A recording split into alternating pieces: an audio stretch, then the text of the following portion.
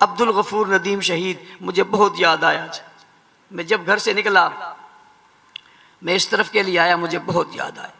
मैं अपने दिल का वो दर्द और उनकी मोहब्बत की कैफियत मैं आपके सामने बयान नहीं कर सकता, और हमारा मिजाज भी नहीं है, वरना आपकी चीखें निकल जाएं। वो कितने प्यारे थे और कितनी मोहब्बत करते थे, आप सोच नहीं सकते। और वो कितनी बुलंदियों पे गए। मुफ्ती साहब ने जिक्र किया, पहले पहल कब्र में जब हम उतार कर उधर से जाने लगे तो जाते ही एक झोंका आया, और वो झोंका खुशबू का झोंका था। हमने उसे आम समझा, जैसे मुफ्ती साहब कह रहे थे कि ये हवा का झोंका कोई आया होगा, खुशबू फेंक दी होगी। हम वापस पलटे, मौलाना लुधियानवी साहब अंदर चले गए, मैंने उनको पीछे से पकड़ा, मैंने कहा हजरत कब्र पे आइए, नज़ारा कुछ और हो गया है।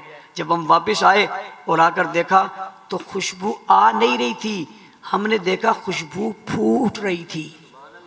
ऐसे फूट रही थी जैसे फुवारे से पानी निकल रहा होता है और उसकी फुहार ऊपर जारी होती है, ऐसे खुशबू फूट रही थी। अच्छा, ये कोई मयार नहीं है, जैसे मुफ्ती साहब ने कहा।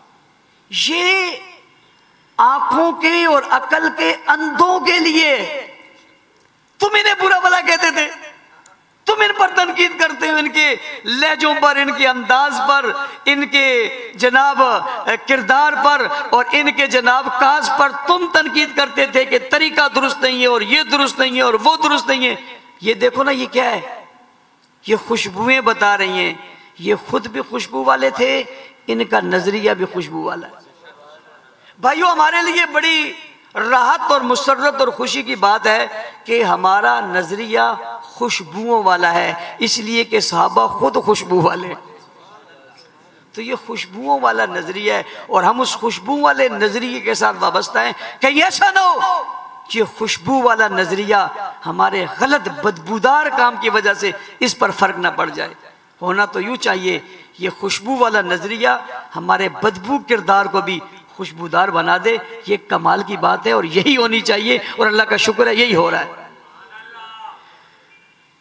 नदीम शहीद रहमतुल्लाह अलैह तहज्जुद गुजार थे, नमाज के पाबंद थे, तकवे की इंतहा थी। बहुत सारी जगहों पे मैं इन्होंने देखा उन्होंने खाना नहीं खाया। हजरत क्यों नहीं खाते? का भूख है, कुछ थोड़ा सा मशकूक है, खाना छोड़ दो।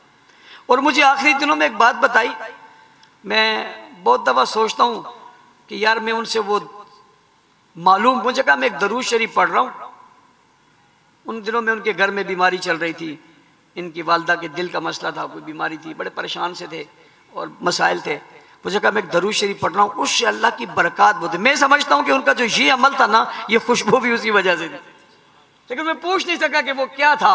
बहरहाल वो, इसका मतलब है कि वो अमल कितने करते थे और तकवादार कितने थे।